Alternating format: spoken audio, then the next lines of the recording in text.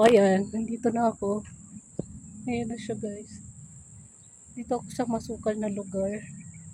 Ayan. Dito may guard dito. Yung nagbabawal dito guys. Tinan mo. Tumupo na yun. Dapat lang. So bawal dito maggara-gara. Ayan, may tanim pala dyan. No? Tapos yung tubig dun. No? Kita niyo ba guys yung tubig dun? Ayan. No? Bawal kang pumunta dun. Kasi bawal nga ni. Yung nagbabawal dito. So matigas ang ulo natin. Gusto nga natin pumunta dito. Ayan. Pagara-gara tayo. Pagara-gara tayo dito. Ayan.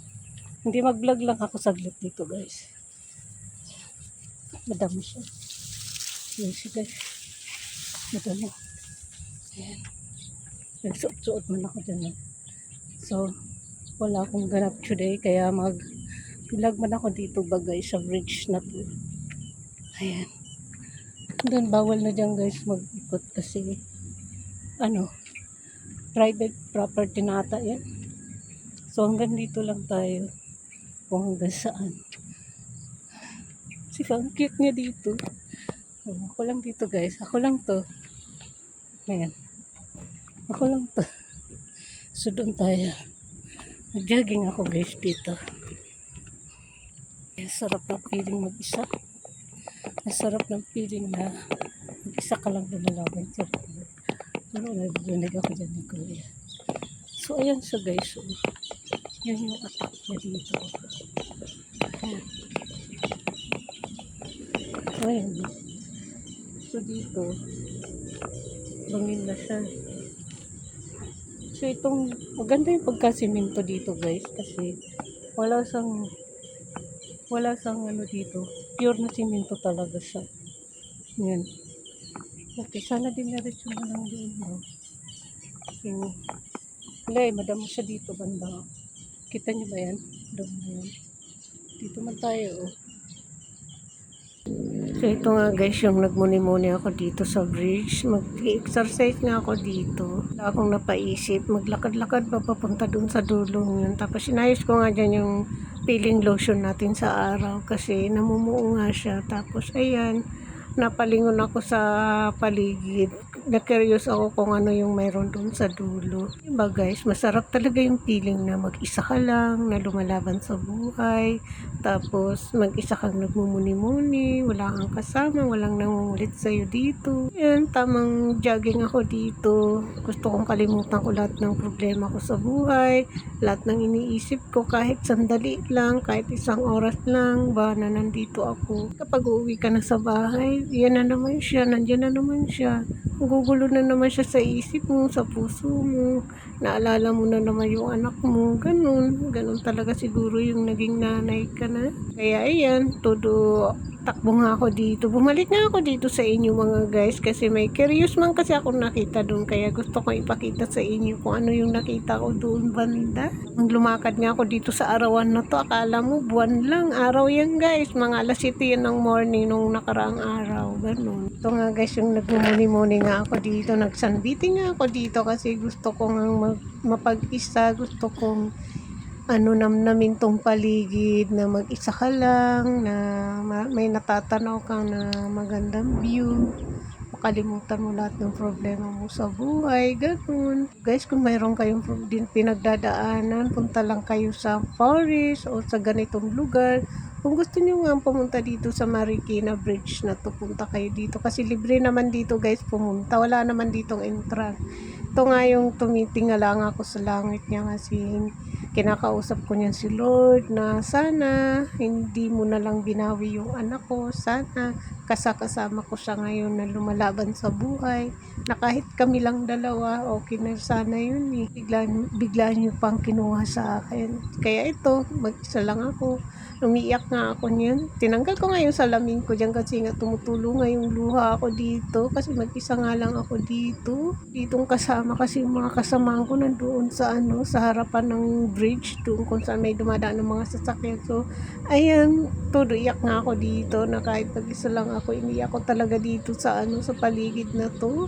Ang lungkot talaga ng buhay ko guys, tong mga nakaraang taon. Ilang taon na ito guys na dinadamdam ko. to inano dito sa inyo. So, pagpasensyahan nyo to guys kung mapapanood nyo to, kung ano man yung makikita nyo dito. Sana maintindihan nyo ako kasi meron po akong pinagdadaanan. Kahit alam ko na matagal ng panahon na nangyari sa buhay ko, ganun talaga siguro. Hi guys. Ano naman nga guys, yung magdidipa-dipa nga ako dito, nagmuni-muni nga ako dito sa dito sa bangin na to. Sabi ko nga dito, kung mahuhulog ka man dito, hindi ka man dito mababalian, hindi ka man dito mamamatay kasi mababa lang yan guys. O di ba? Dumipa-dipa na nga ako diyan. Sabi ko sana kunin mo na po yung lahat ng problema ko.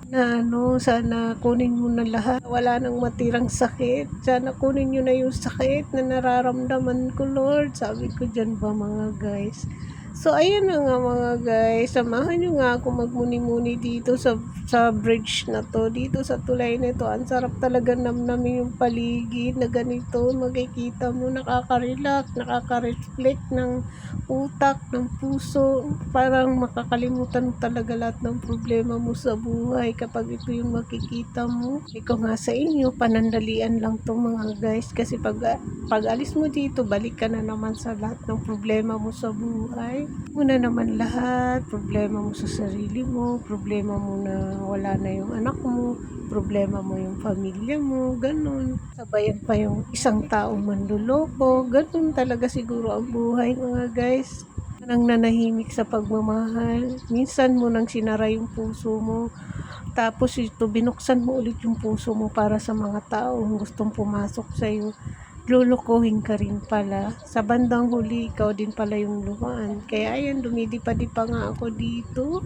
Sabi ko nga dyan guys, yung ibon, dinagpasan ako, inayaya ko sang akapin niya ako. Pero liniparan lang ako guys, lumagpas sa akin, ganun. Tamang dipa-dipa nga si kalaman nyo dito. Tamang turo-turo nga ako dyan sa paligid.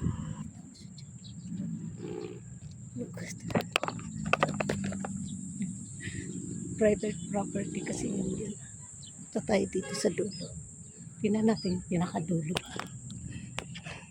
So nakapagmuni-muni na tayo. So, titignan natin dito. Ayan. Ganun oras guys. Dito, malinis siya. Ayan. Dito. Tapos dito, masukal. Sukal na siya dito. So ayan. I think sisitahin tayo dito. Kasi bawal nga dito. May guard na doon. Quiet lang tayo. Baka sitahin tayo dito. Magalita tayo. Napagnada pa yung vlog natin. So ayan sa guys. May daanan siya dito. May nakatira siguro siya dyan guys. So lupas na. Phew. Ayan o. Tapos bahay na siya dyan. Ayan siya. Kita niyo ba yan? Tapos mga kawayan. Tapos mga bahay. Pero may ilaw na siya dyan guys. Tapos dito, may naman sa side. Hindi pa natatapos doon guys yung construction doon. Last year pa yan. Siguro 2 years ago na nakakarandi pa yan natatapos. So, hanggang ngayon.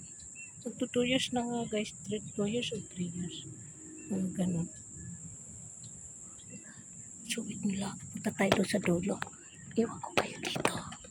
Iwan ko kayo dito. Para di tayo masita ba. Diyan lang kayo. Diyan lang kayo guys. Hintayin nyo ako ha. Wait for me, okay? Yan. Baka matumba kayo. Baka